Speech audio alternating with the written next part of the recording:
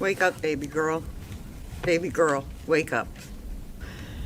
Those were the words that Kayla used to describe how Adam approached his child when he discovered that she was dead. Kayla used words that were the truth sometimes to fill in her lies. Baby girl, wake up. Those words were from a real memory of how Adam was speaking when he discovered his daughter, looking peacefully asleep, would never wake up again. Wake up, baby girl. But she didn't. Those words were the truth surrounded by Kayla's lie. Adam is no innocent. Shortly after he discovered that his baby girl would not wake up again, he began a series of decisions, terrible and criminal decisions. He made them with a very misguided belief that he had to make them to keep his family from being ripped apart. And he made those decisions with the input and influence of his wife, Kayla. He did make those choices, and you will hold him accountable for those choices. He and Kayla hid, moved, lied, and manipulated Harmony's body after her death. It's unforgivable. They lied about her whereabouts after her death, and it's unforgivable. But he did not do this to hide that he killed Harmony, because he did not kill Harmony. He did this because he believed it would keep his family together. He did not witness tamper with Kayla. She was an instigator and equal partner. He did not influence her. She influenced him. And most importantly, he did not kill his daughter. He did not kill his baby girl. When Kayla was facing charges not related to Harmony's death, theft, and 2 charges of receiving stolen property, charges that could send her to prison for over a decade. And then, by her own actions, she was facing 2 more charges for perjury, for lying about Harmony's death, and she was subject to 2 more felonies. These felonies, 3.5 to 7 each, potential, stacked in prison. 3.5 to 7 plus 3.5 to 7, plus receiving stolen property times 2, plus theft. So Kayla decided to lie about Harmony's death, to accuse Adam of something that he did not do, to get herself out of her own problems. And what better way than to pick an accusation that had already been made? Adam was already arrested and in jail for an allegation of striking Harmony, a tale that he had struck her and given her black eyes. That became the groundwork for Kayla's own lies. She had to lie because the truth would point to her. And her lies were accepted because Adam had already been accused of causing Kayla black eyes. Her lie was easily accepted until you look past the horror of what she has said and past the emotion that would be the reaction when you heard her say it. When you look with a critical eye at those lies, you're going to see that they're lies intertwined with truth. Wake up, baby girl. The allegation that Adam beat his child for days and then on December 7th for hours is crazy. And I'm going to briefly go over that and the craziness of it as it got worse and worse with the telling. She told you a horrific story of Adam screaming and yelling and beating Harmony, because when they woke up to go to the clinic, she had peed in the car, screaming and yelling at the Colonial Village at an hour that people might be going to work for rush hour, at a time that they should not have been there, and they were essentially squatting and not wanting to be noticed. Screaming and yelling and punching her in the head. And then they got to the methadone clinic, which was about 10 minutes away, at around 7 o'clock in the morning. Kayla got her dose at 7:04 when the clinic was open for people to get their doses. Her horrific story continued with Adam beating Harmony, she says, when he got out of the clinic. He at 7:09. She said he smelled urine and said, "Again, Harmony? Why don't you tell us?" And he began yelling and hitting her right in the head right there in front of the clinic. And you know that one time that they had done something wrong outside the clinic, they got told on. One time, she told you, they had left the kids in the car and gone into the clinic together with no one watching the kids, and they got told on. And they had to change their habit and go in one at a time so that somebody would always be out with the children. That would have been noticed outside the clinic at 7 a.m. when people are going in for their doses. She continued that horrific tale because she said, after witnessing these beatings, she said, "I'm hungry. Let's go to Burger King." And Adam drove to Burger King. And on the way, she said Harmony was crying a lot and making a weird noise. And Adam got really angry and kept punching her and said, "Shut the fuck up." And then he hit her at the traffic lights. 2, maybe 3 traffic lights, she said, coming over the seat and pummeling her in the back.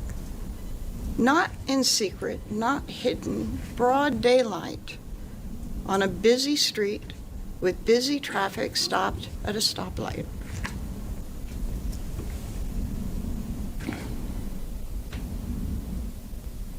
And then she said she put up an arm to stop him. She doesn't mention any effort to try and stop those horrific acts beforehand. No effort on her part. But somehow or other at this point, she thinks this is enough and puts her arm up. And what does she say he does? He gives her a look, a crazy look, like evil. It's the first time she had seen that. And she felt like he might hit her. So she didn't do anything. He scared her, she said. And then as he's punching her, she says, driving into the Burger King parking lot, and you were there, wide open parking lot, says that he's punching her and says, "I felt something different. I think I really hurt her this time." She said he was scared. So what does he do when he's scared? He drives up, he orders the food that Kayla wanted. She was hungry. So he ordered a croissant, 3, she said. 1 for Adam, 1 for Kayla, and 1 for Harmony, she said. And some hash browns. He drove up, paid the cashier, either got his card or the cash back, whatever.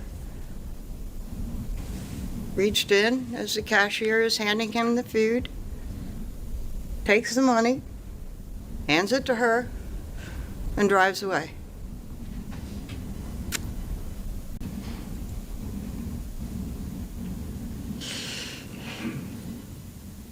He was scared, she said. And this is what he does, she says. Her story is crazy. And what were the boys doing when this is happening to her sister over and over again? Or they might have been sleeping. No, they were not screaming as they drove up to the cashier to get the food. They might have been sleeping. She doesn't remember. They didn't react much. They were quiet. They didn't cry much. She continues on at the Colonial Village. She thinks at first maybe they ate at the Burger King, but with more questioning, nope, yep, she was refreshed. They went back to the Colonial Village, and she decided to feed the kids. And she said that she took a little bit out of a little piece off of the food, and she fed Declan. She said Declan was the middle. She would have to put the food in his mouth, but no, she didn't look back. She just sort of reached back and put it in his mouth. And she took another piece, and she would give Seamus also. She didn't have to look. She didn't look back. She didn't see anything back there. And then Harmony's croissant, she just sort of put it back there for Harmony, she said. Didn't look back.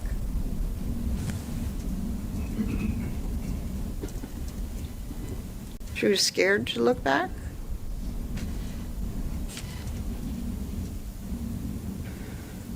And then also with that, because she remembered clearly, she didn't have to look back for Declan because he was in the middle, and she could just reach right there and put it into his mouth without looking.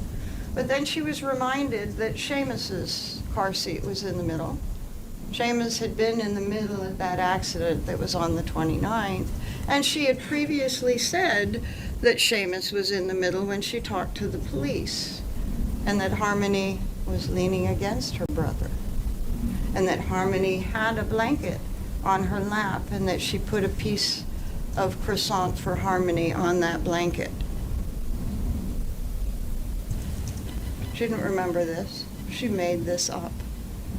She made it up from feeding the kids when they did go to Burger King. She made it up with some sense of reality. We would go to Burger King and we'd go back and I'd feed them and I'd give them pieces in the back. But she had to intersperse her lies to show that she would not have known the condition that Harmony was in. She then goes to Mr. Bordero, to get some drugs. She didn't remember that she was the one that went up, but she was refreshed. She was shown her previous transcript. She not only told the police she went up to buy drugs, but the reason that she went up was that Tony might front her the money because he'd never said no to her. She remembered it at one point, but tried to deny it here. And she claimed that they didn't stay long, and they went, she didn't know where, somewhere. We had to do something, I don't remember what. And when they left, they got to an intersection, and the car broke down, and that's when they discovered Harmony was dead in the middle of that broken down in that intersection. Wake up, baby girl. Baby girl, wake up. This horrific story, and they didn't know until that intersection. That story is crazy. But then her story even got worse. When I started questioning her about some of those little facts, and you remembered how she would respond to me, think about Kayla. As you think about what she said, think about watching her testify. I brought out that she had originally said that Adam had struck Harmony 10 to 15 times at 2 to 3 a.m. in the morning. She said, yeah, that was true. That's when it started. Okay. And then he woke up to go to the clinic and Harmony peed again? No. He made her sit, she didn't remember if it was peeing or pooping. Sorry to use that word, but I'm just not going to use a different one. She couldn't remember which it was, but he made her sit in it all night, she said. And then, did she pee again when you woke up to go to the clinic? Yes, she said. Then when I asked her about that, had somebody cleaned up the offensive poop or pee from 2 or 3 o'clock in the morning? No, it just smelled of urine when we woke up, she said. She also said that when they were going to the clinic, Harmony didn't have any injuries that she knew of. But beating 10 to 15 times, 2 to 3 in the morning, and no sign? No. That was a lie. It cannot happen. It could not be. And it makes no sense. It doesn't, because it's a lie. All that horror, all that chaos at the intersection, oh my God. What could be worse? It's an absolute nightmare. You have done something to a child over and over again for hours, and you get stuck in the intersection, and somehow or other, you've got to make sure that nobody sees that child. Wake up, baby girl. Baby girl, wake up. The description, well, I'll get to the description of the intersection later. No, I won't. What she described at that intersection was that Adam went to Kayla, wake up, baby girl. Baby girl, wake up. Put his hand on her heart, and she came over, checked the neck, checked her pulse, and then at some point somebody is waving cars around, sometimes her, sometimes Adam. She says she's not seeking help, she's not seeking assistance, she's not doing anything but grabbing the children and grabbing the clothes, while Adam grabs the duffel bag from the trunk filled with clothes and puts her in the bag filled with clothes from the trunk.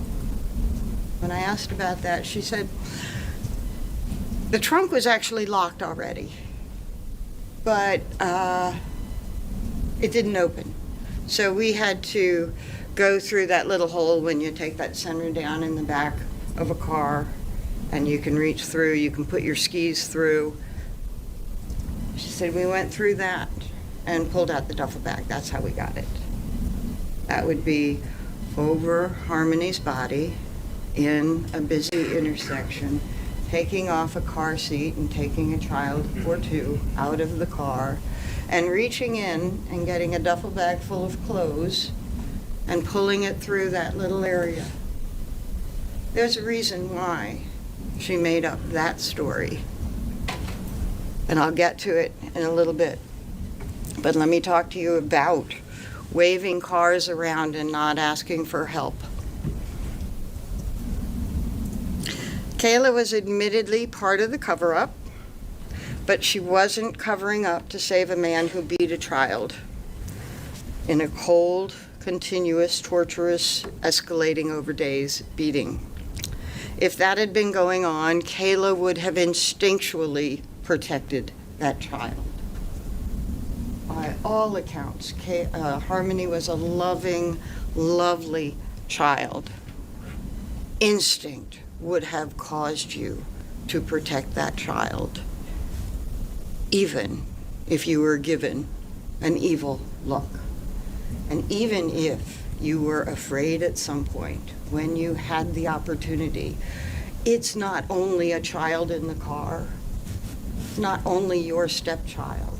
There are 2 of your children in the car, exposed to an absolute horror that no one would allow their children to be held for. She didn't go to, when she went to Videros, she didn't ask for help. She didn't ask for call 911.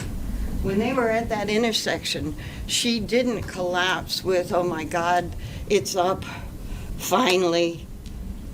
She's waving cars around, she's cool, she's calm, she's getting the kids out. Why? Because that wasn't when Harmony died. In that intersection, Harmony was already dead, and a plan had already been set for what to do. They had talked for hours before that intersection.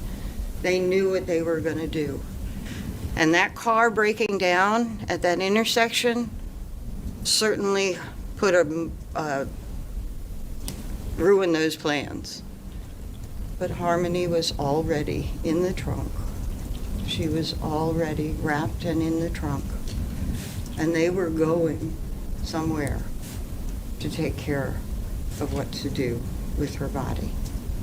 And that is why Adam was able to go into the trunk and grab the duffel bag and walk away without anybody at that intersection seeing Harmony's body, seeing Harmony sitting, lying, being maneuvered around in the car. Because she wasn't.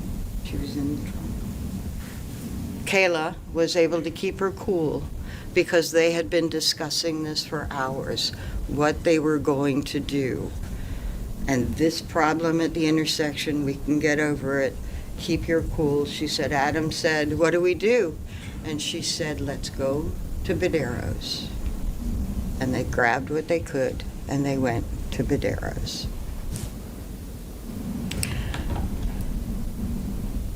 Not only, if that had occurred, would she have instinctually protected Harmony and her children when she could, any love that she had for Adam would have died. No one can maintain love for a man who would do something like that over and over again in front of your kids, in front of you, and give you that evil look that made you feel threatened. There are reasons that women stand by their men, but not for that. No one would stand by for that. Why did Kayla stand by Adam? Because that never happened. Adam was not a threat to her because of Harmony's death. Adam was her protector. Wake up, baby girl. True memory that Adam spoke when he unexpectedly discovered that Harmony was unnaturally appearing to be asleep. He didn't even know she was dead. Wake up, baby girl. And she never woke again.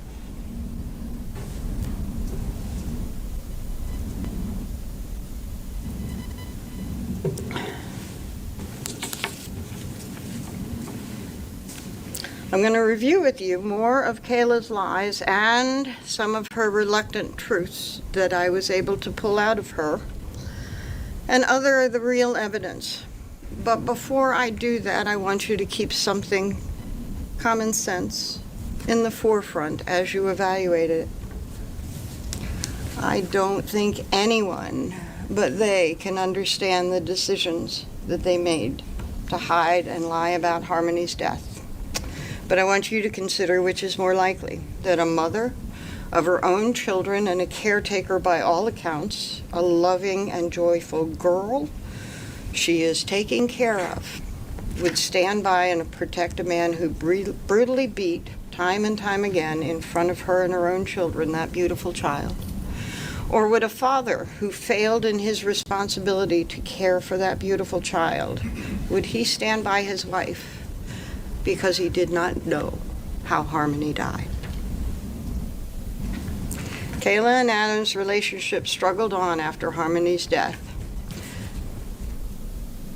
But till the end, Kayla appeared to put Harmony's death behind her. She just wanted her man. Adam, however, lost his grip several times. After he and Kayla prepared Harmony's body to finally dispose of it, to wash off decomposition and debris in the shower and put her in another bag, he tried to commit suicide. Kayla held him together. You've got to be here for me and the kids. She held him together, but he lost it several more times. He would have bouts of paranoia, think Kayla was trying to poison him, think that there were cameras. He was losing it several times after that. Thought she was cheating, lashed out on her, punched her a couple of times. And then in March of 2021, St. Patrick's Day, she recalled, he had another bout of paranoia.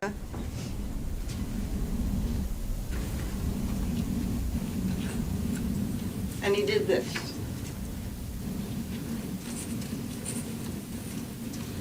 Why do we have this picture of Kayla with black eyes? Because Kayla took this picture, this selfie, and she sent it to her family. This was something she would not tolerate. You did this to me. Adam was arrested. Adam went to jail. She got a restraining order. She moved. No.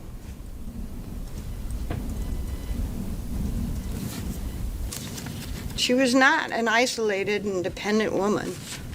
She wasn't trapped. She had friends. She had family. She was connected to services. Tara, her friend, helped her out of the apartment to a safe place. Adam was arrested. She filed the restraining order. It showed in her actions when Adam, in one of those fits of paranoia, lashed out at her. She was not going to tolerate this. She told you, was her own woman. Adam's behavior did not control her. And by the way, Tara Hilbert, the one that told you that Adam gave her the lie about Harmony that Kayla and Adam had developed, said Harmony was with her mother.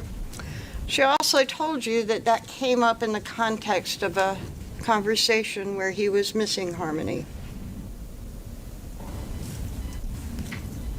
Rebecca Maines didn't say he hated Harmony because she reminded him of her mother, Crystal.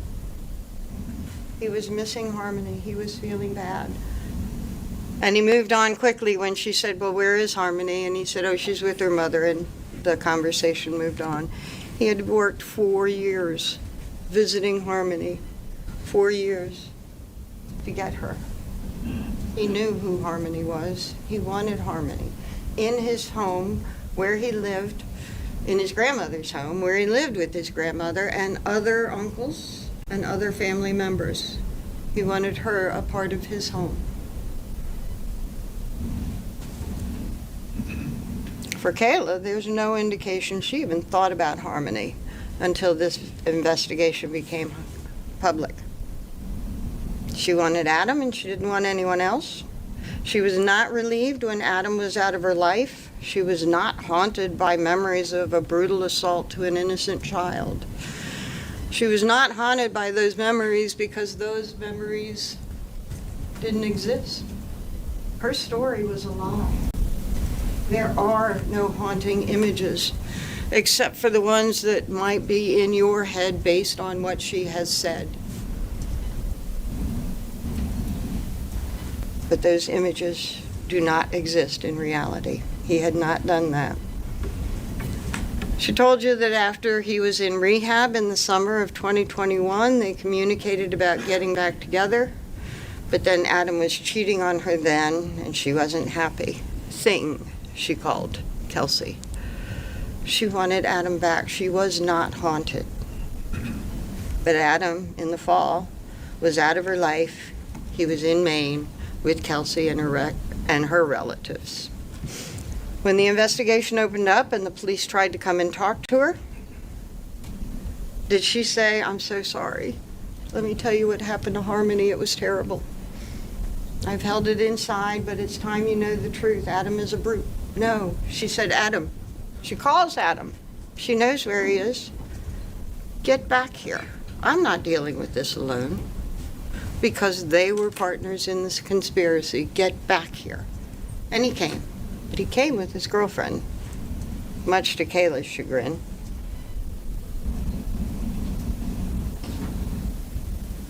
You know, one thing that was odd now, she didn't rely on the police to protect her. She said Adam threatened her that if she ever told on him, he would have Kevin kill her. Kevin, you met Kevin, the uncle. The uncle that Adam and he were not particularly getting along with because he had failed to pay some bills he had promised to pay and put them in pretty dire straits. The uncle that after a visit and that argument, about a week later, calls DCYF, the authorities on him. That uncle that you met was no threat to Kayla. That was another lie that she told to try and figure out why, give a reason why she would not have come forward before. She was afraid. I want to talk about another lie that you watched developed.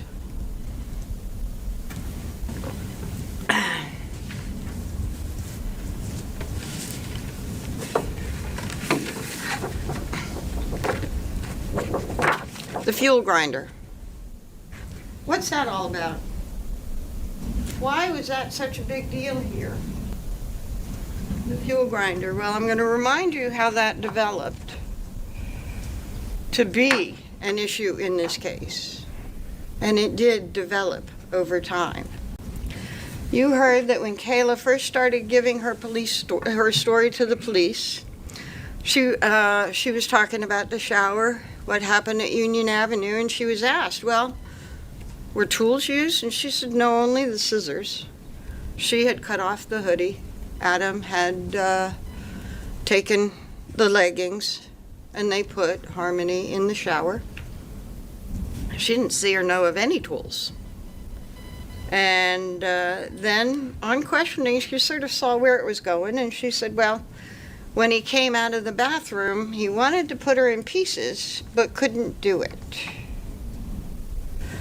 About 8 months later, when she was asked about Adam using tools again, now this 8 months from the couple of June conversations in 2021,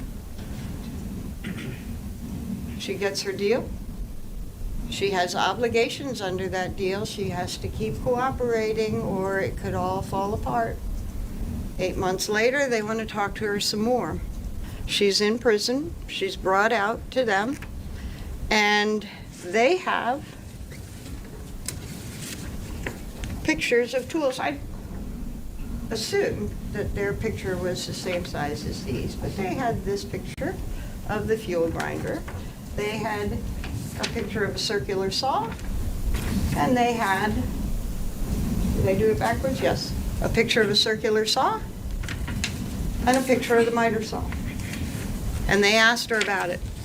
And they said, any tools used? And she said, not that I know of. And then they said, they showed her this picture of the grinder. And she said, I had never seen that. I never seen it. They showed her this and she did not recognize it as anything that she had ever seen before. They showed her the circular saw and she said, that looks the most like an old tool that Adam had under the counter in a big box. It looks most like it. Miter saw, no, that wasn't it. This looked most like it.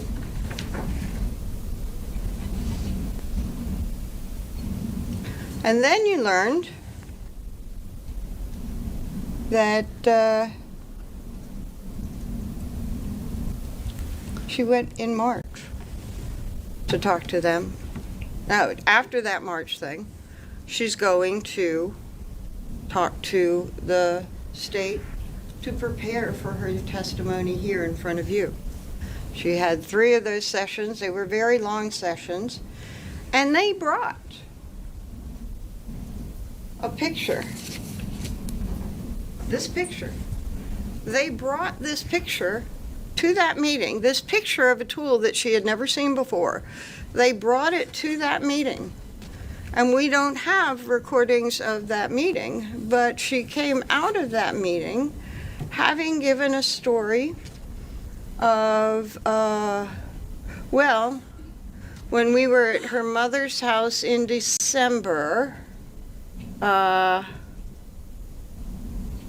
he was interested in his mother's fuel grinder. She had just bought one. It was still in the box. And he saw that, and she recognized this tool as the tool on the box. And she said Adam was holding it and said this would be a good tool to use to help get rid of the body. This is December, 2 months ago, that she said this. After almost a year before, she said, I'd never seen anything like that. I'd never seen that. Question first, why would you bring that? Oh, and you don't have to rely on Kayla's word that that was the photo, because eventually from Detective Rahill, we did get out that the third photograph at that March interview, where she said, I didn't see that. It wasn't actually identified in the interview, but they had taken this photograph for the purpose of seeing about that Home Depot purchase. Do you remember the Home Depot purchase? The police were following up on Lime and looking at Lime purchases from Home Depot, and they discovered a purchase of Lime, the fuel grinder, an extra battery, an extra blade. They wanted to connect that to Adam because it was right around the time that there was a call for service at the shower. That would be evidence that you put together that could prove something. So they want to make that connection. And Detective Rahill said, we specifically brought this photograph to see if she could identify it to make that connection for us, because they had found that out maybe 6 months before. She didn't make that connection for them, but they didn't give up. So they brought that photograph, not the police, this was during her prep session. That photograph was brought to the prep session, and she understood this was important. And there was no truth about this other than she had never seen it before, but she made up a story about Adam wanting to take it from her mother. That story has so many levels for you to understand Kayla.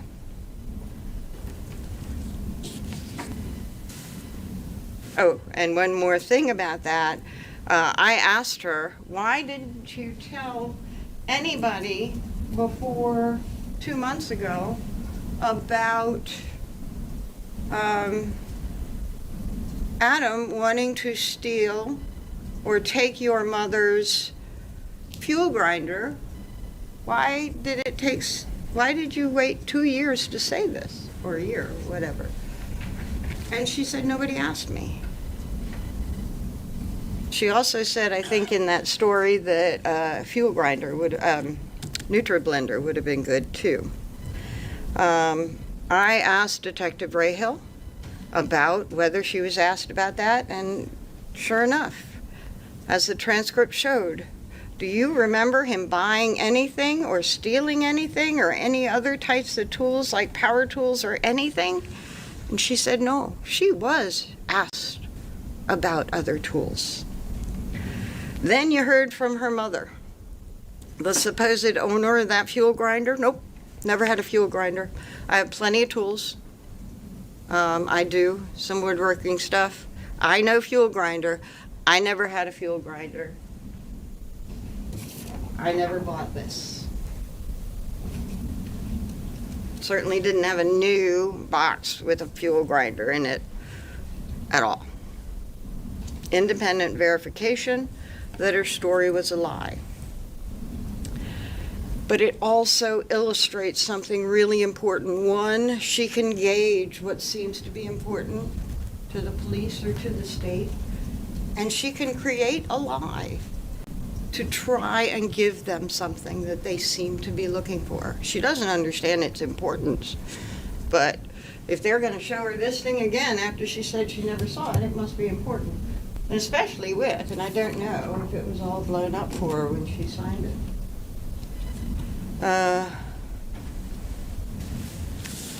The other thing it shows you is that she would make up a lie to put the man she says is her best friend most of the time, to put him in that bad of a light that in December he's contemplating stealing her mother's power tool, her mother's fuel grinder, contemplating what he can do with it to Harmony's body. Evil, deranged. That is what it says about the story that she can make up to put him in that bad of a light. Was she capable of making up the lie that Adam brutally beat his daughter to death? Yes. Watching that lie unfold tells you, yes, she is capable, and she did do it. Talk about the lime. You put lime on your lawn, you learned, to raise the pH. A lawn where rain happens, dogs play, children play, people play. That is not something that you use to dissolve a body, to make a body decompose. Where she got the lime from, I don't know. Maybe she mistook something that she heard on a crime show. I have no idea. But lime, to decompose a body, nobody has told you that it would do that. And in fact, you learned that it was used to bring pH up on your lawn. And you learned that it wasn't an unusual purchase in the wintertime because Home Depot had sold lime. 33 purchases, I think, within that 2-month period, and we're not even going to other stores to look and see how many things of lime stole. I don't know where this lime thing came from. What they did was take Harmony's decomposing body that had been decomposing for 2 months, take her clothes off, put her in the tub, ran the water, and those fluids from decomposition flowed out. Other debris from decomposition flowed out. And it did stop up the drain. But it wasn't lime, and it wasn't dismemberment. And even Kayla says she didn't see any sign of dismemberment. She saw Adam take Harmony's body and put it in these great big trash bags filled with lime. And you heard how big the bathroom was. That was a lie. Now, let's look about the lies she told about Harmony being hidden from view the whole time in the car, because she said the beating happened almost right away. From the time, and I confirmed it, you're saying from the time of eviction to the time that Harmony died, you're saying that she was beaten all the time, yep, hidden the whole time, yep, and you pretty much stayed at Colonial Village the whole time without moving, yep. And then you learn. And she said we did this so that we could hide Harmony's black eyes and bruises. Whenever anybody would come around, we would put a blanket over her. Nobody saw her. So then you learn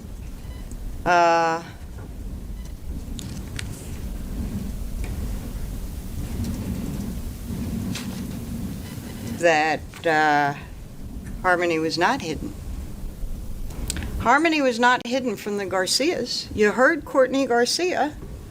They had met up with the Montgomerys. They had given the Montgomerys food. They knew the Montgomerys were living in the car. And Courtney told you, we offered to let them stay overnight at our place. And Adam was interested. Kayla was not. Do you remember that? Kayla was not. Adam was interested. Adam was not hiding Harmony from view. Harmony wasn't hidden from Christina Lubin. Kayla's mom testified. Kayla had admitted that she went to her mom's the day after Thanksgiving.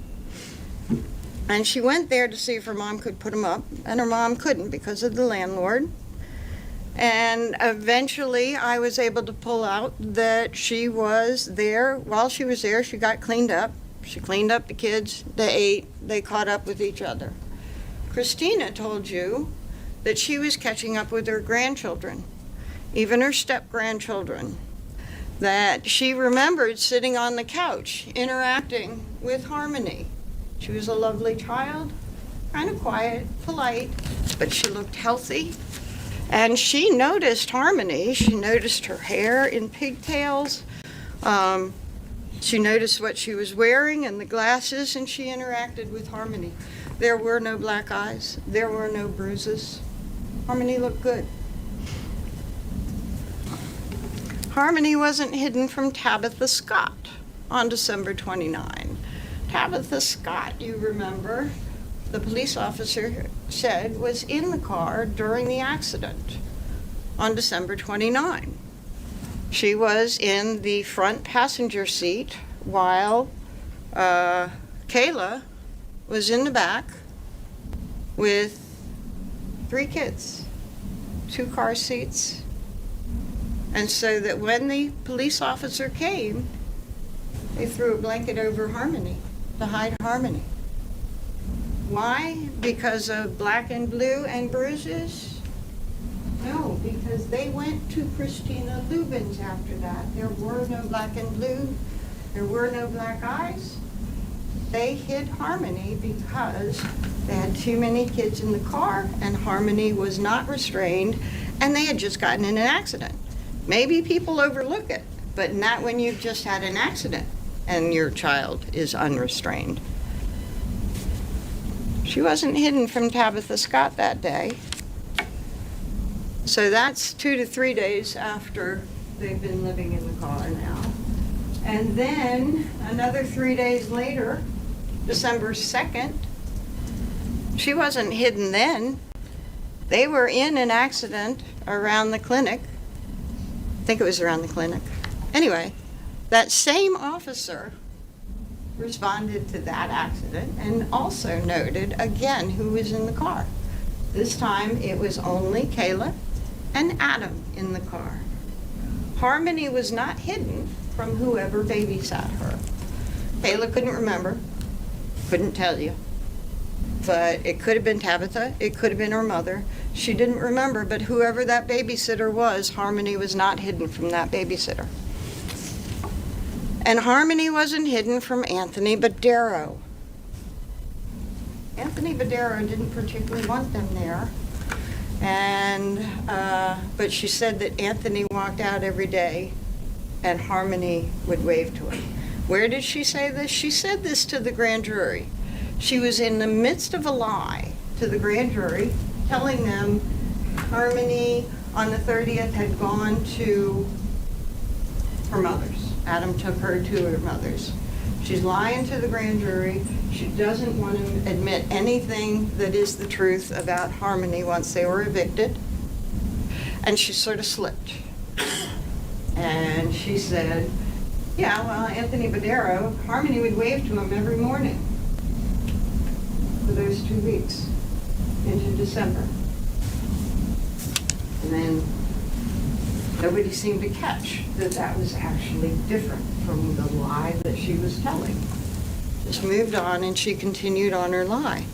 And she admitted to you when I asked, yep, that was a slip, and yes, that was the truth. No need to lie about that to the grand jury because you didn't want to bring that out in the first place.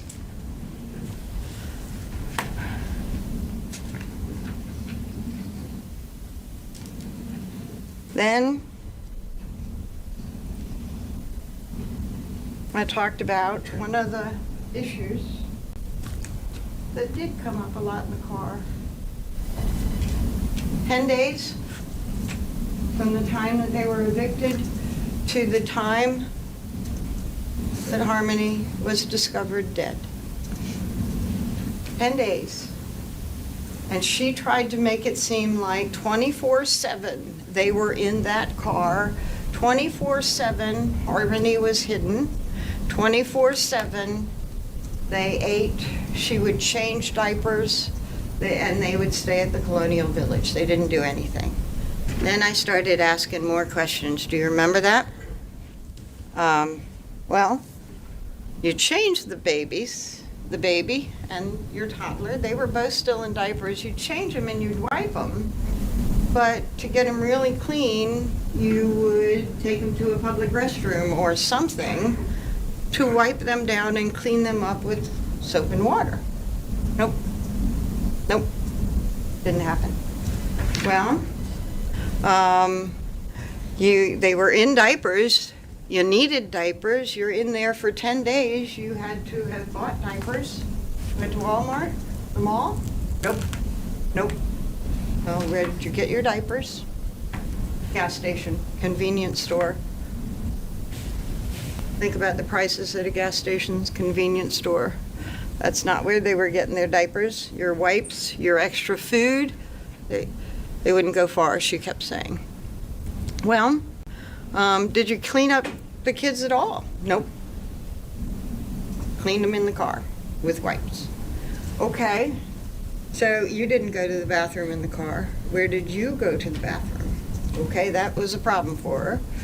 And you went to the bathroom when you went to Burger King. Yep. And you'd go to Burger King a few times. Yep. And you'd go to the bathroom when you went to gas stations or something to pick up your food and stuff. Yep. And you'd go to the bathroom at Badero's because you were right there at the Colonial, right? Yeah. And you said that Harmony didn't always go with you. That means that Harmony went with you sometimes, right? Yeah. And you'd ask her when you went to the bathroom, do you want to go with me, right? Right. So she went to Badero's with you too, right? Yeah. Sometimes. Not all the time. She went in the car a lot. Okay. With work, with prodding, you learn a different story. Harmony is out there. She is not hidden from public. Why does she want to make her? Why does she want to make this story look like that they were 24/7 in a car? Well, you learned why she was working so hard to make that appear. You learned from the state's question that she was aware of opening statement and talked about it with her lawyer.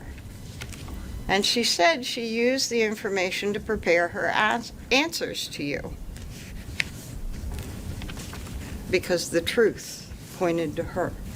That is why she did it. And she knew that these answers were coming and what they would mean. These questions were coming and what they would mean. So she decided to present a tale of never alone with the kids 24/7 at Colonial. But that tale fell apart as well.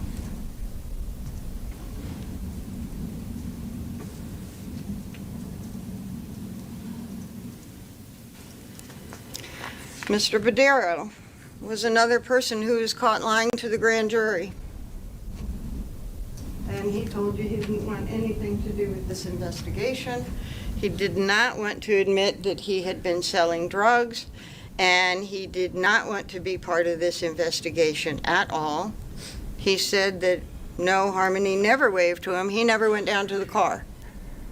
And then he would get turned around and stuff, and he would tell a different tale, and he said, well, I went down to the car, but not to sell drugs, and maybe I'd wave at the boys, but I didn't see no girl. Okay, what was going on there?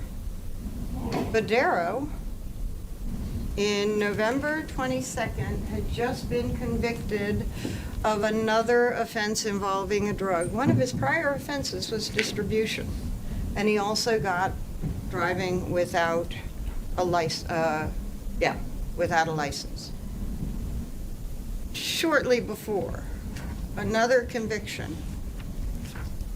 He had used Adam as a driver, and Adam had used his car back in September, I think. And he did that because he was going to court, and he certainly didn't want to be driving a car without a license going to court. So he needed a ride. Adam drove in the Sebring, and he brought all the kids with him. And he and Badero and the kids were in the car, and I think somebody else. And we go to, after the conviction, he's no less afraid of being caught driving his car without a license, what it might lead to. So he's still in need of a driver. Adam just can't use his Sebring. The family is living in the Sebring. And he said, yeah, Adam drove me in my car sometimes. I don't know how many times. It could have been just once. Reducing the amount. But Adam was a driver. Why would he not be driving? He's right there. He's got nothing else to do. He's in need of money. They want drugs. Of course, Adam was driving Badero during that time.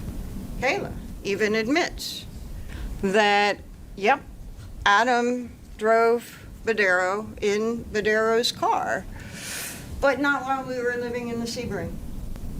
But not while we were living in the Sebring. But not while we were living in the Sebring. Why?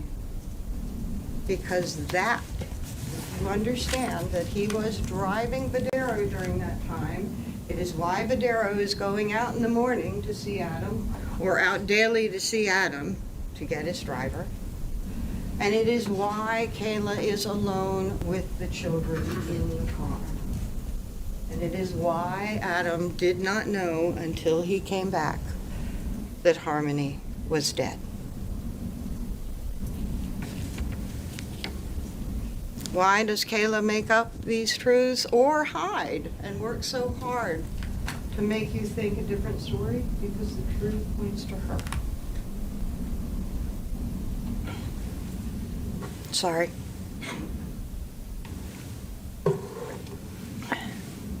What else supports that Adam was not aware of Harmony's death until he came and shook her? Wake up, baby girl. Let's talk about blood in the car. That was a lie from the beginning. She had told the police, she learned, that while she's claiming that they're all frantically pulling everything together to leave the car that has just broken down at the intersection, she said Adam grabbed a Kleenex, I think, and wiped something down in the car. And they asked about that, and she said he had had blood on his hands from striking Harmony and giving Harmony a bloody nose. She assumed that that's what he was wiping up. And the police officer said, wait a minute, I haven't heard about blood before. What's this? She gets discovery. She knows that they found the car. She knows that there's no blood in the car, so she walks it back. And she says, no, not that day. He was cleaned up, and it was from a bloody nose from an earlier beating a few days before. So no, there was no blood in the car that day. And I started questioning her a little bit more. And so are you saying you saw no blood that day? And she said, well, there was dried blood on Harmony's face. And I said, so there was blood that day? And she said, no. That was from the days before that we talked about. Okay, well, one of the things that you learned about Blue Star is it wouldn't have mattered whether it was a few days before December 7th or December 7th. It wouldn't have mattered if Adam had tried to wipe up blood. Blue Star would have found it. And if you're talking about a beating where somebody is leaning over the seat and getting blood on their hands from a bloody nose, then that also would have left a trail somewhere in the car to be found. There was no blood found by Blue Star. And that stuff you learned can find blood years later. Trace minute amounts of blood, and it did in other places, not necessarily anything related to this. Being out in the elements, being out in swinging temperatures may or may not affect the test, but it can. and it did find DNA on the toothbrush. Those trace things last. There was no blood in the car, around Harmony, around the center console, around the steering wheel, anything to be found by Blue Star, because that never happened. Harmony never had a bloody nose on December 7th or on a few days before. And let me talk about this bloody nose. Think about the amount of beating that Kayla tried to describe. 10 to 15 times at 2 to 3 a.m. Waking up in the morning and again, and all of it, face and head. Going to the clinic, coming out, and again. Beatings, driving up the road, stoplights, and again, and again, and again. And then saying, something was different this time, I think I heard her. That child would have been as bloody as you can possibly imagine. Why did Kayla slip about the blood and then back it off? There was no blood. Her story was a lie.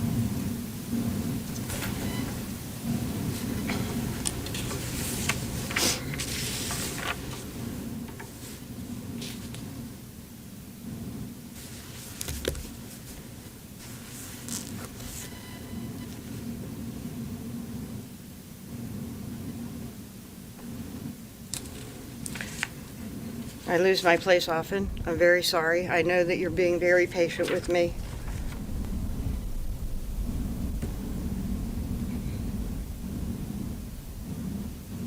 The police took this investigation very, very seriously. You heard it was one of the biggest ones that they've ever conducted. Hours and dedication of the officers can't be denied. And it's something that we all hope for in our police officers when we need them to help us. And the emotions that come with danger to a child, a missing child. Now, at the time when the investigation started, she would have been 7. Pictures.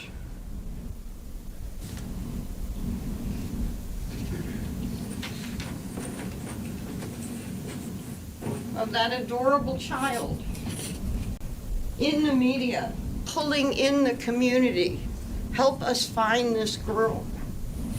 The media is all over it. It's the biggest thing, the biggest investigation Manchester police did, and they dedicated time, resources, over and over and over again. The emotions had to be running high.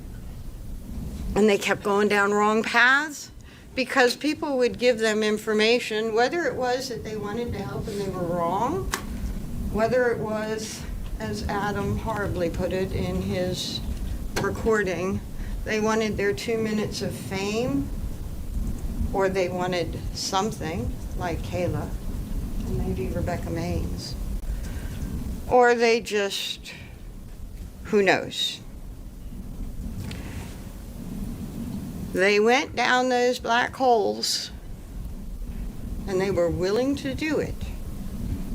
Because to not go there might mean that they missed something real. And they would not regret going down those black holes and doing all those searches. But they can, and they should, and it is right to feel anger. That never should have happened. And Adam and Kayla both could have prevented that from happening. But they lied about her death, and they covered her death up. And you can feel that emotion as well. It is okay. And you can hold Adam accountable for what he did. But emotion equally shows you that Kayla is lying. She continues to lie, and she made a few things up in front of you. Remember how you felt watching her. And evaluate that, because that will also show you. She's lying because she has something to hide still, because the truth points to her. Adam did some very, very bad things, but he did not kill his daughter. His choices got him where he is today. He has no one but himself to blame. He did what he did, and he got blamed for something he did not do. He put himself in that position. But the evidence that you can rely on remains the evidence in this courtroom and the view, not the emotion, not the horror of what she described, the slow, methodical evaluation of what she described compared to the other evidence. And can you put your trust for one of the most important decisions of your life in Kayla? Because that is what you'd have to do. There's no doubt that the police know that she's a liar. The state knows that she's a liar.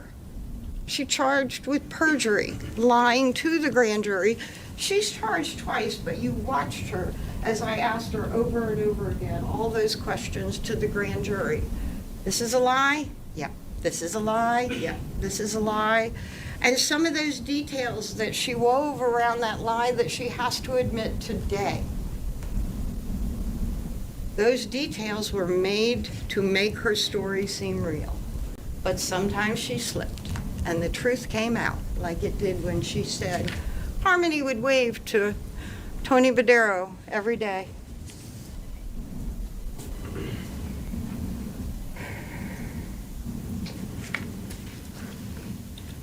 Take those emotions, recognize those emotions, and put them aside like you said that you were able to do. I haven't talked about the second-degree assault case almost at all, I don't think. Kevin made the accusation.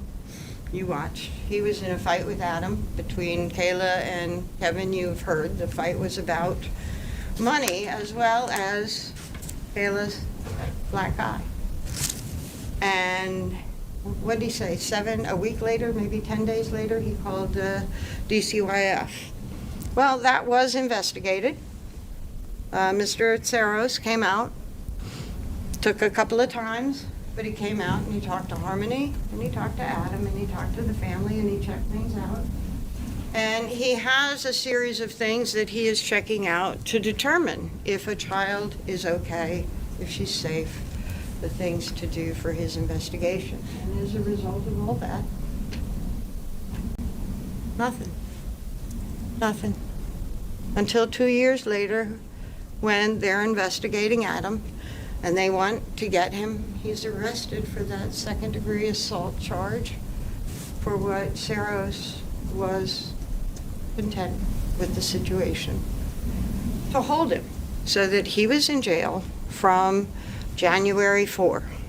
Kayla went to jail a couple of days later.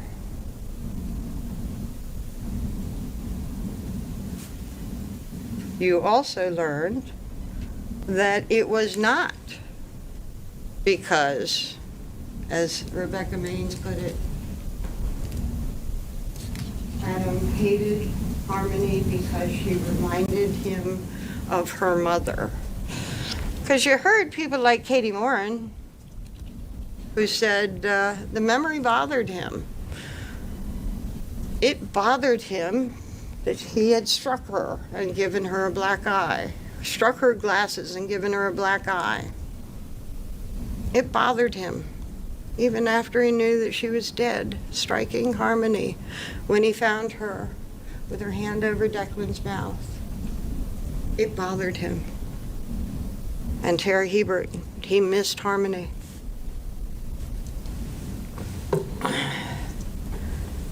I do appreciate your patience, and I'm coming to the worst part of the case for me. It's the part where I have to stop, and I can't talk. I've got a little bit more. But I can't wring out more information from you.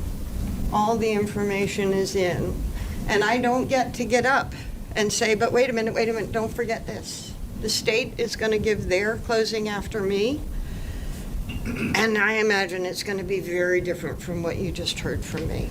And I can't get up and say, wait a minute, yes, this person said this, but look at the context of what they said. Look at somebody like Nicole Giles, who said, I saw bruises on Kayla's torso and on her body, and this was at the Fit Shelter before they ever went to Union, and it bothered me.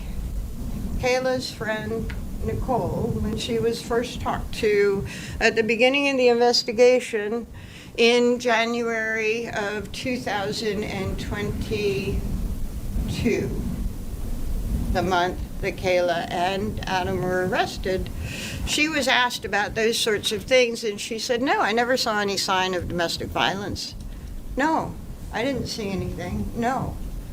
And then I think it was a year later that she comes out with this story. Everybody was affected by that picture of Harmony. Everybody was affected by the media and all the police efforts that went in to find this child. And some people wanted to contact police, talk to police, and be a part of it. But Nicole Giles, when she was first spoken to, said no. So if the state talks about what Nicole says, I won't be able to get up and say, wait a minute, she didn't say that at first. That was with all the exposure over the year. She made up that story to help her friend Kayla when she was talking neutrally without knowing anything. No DV. Let's talk about Rebecca Maines. She sounded like a pretty decent person, standing up for her wrongs in her past, taking responsibility, understanding it. But boy, did she get her hair up when Jamie, Attorney Brooks, started asking about those things. I've admitted I'm a criminal, don't go down that road. No, she is still denying her status as a criminal because she doesn't want to hear it anymore. She got her hair up and she said no. When I talked to them in January of 2023, I wasn't looking to get anything. When I talked to them, I wasn't facing any charges.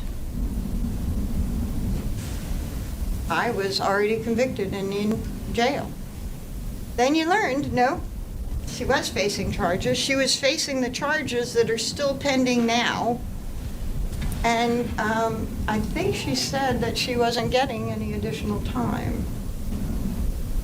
There are plenty of reasons that people say what they say. With Rebecca, I can't go through the changes. You heard that she had several interviews and not what came out when. But you do know that she did have a reason to want to give something to the police, and what she gave to the police actually didn't fit anything else. Adam worked 4 years to get Harmony. He didn't hate her because she reminded him of Crystal. He loved her and wanted her in the house with in his grandmother's house with his family, his immediate family and his bigger family. And he wanted to raise her. Things absolutely fell apart after, but he didn't hate Harmony. And her story about, I don't remember if it was urinating, peeing or pooping, putting in the corner, there's nothing about a car. She's taking bits and pieces of information that is out there in the media and trying to make her own story that's bad about Adam, but maybe can help her in her troubled situation. No, nobody can help me. I'm already doing my parole violation. I was done. Nope. There were 3 sets of charges pending, and she even corrected it. No, there's 4. And she's not expecting to do any time, I think she said, for those that were out there. Any more time.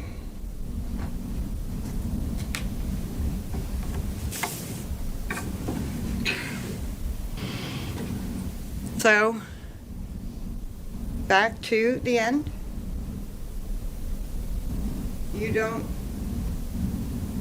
get to rely on your emotions.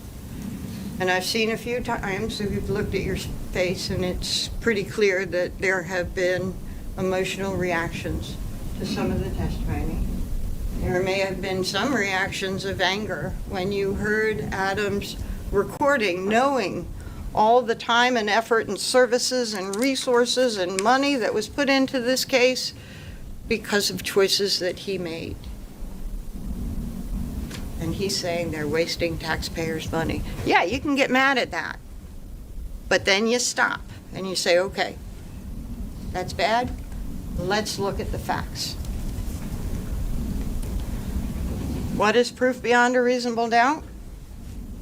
Well, remember the recording. I think you all got a video before you came out into the big room to be determined if you were going to be chosen or not. And in that recording, they talked about different tests about what is reasonable doubt, or what are the different burdens. And one burden was preponderance of the evidence.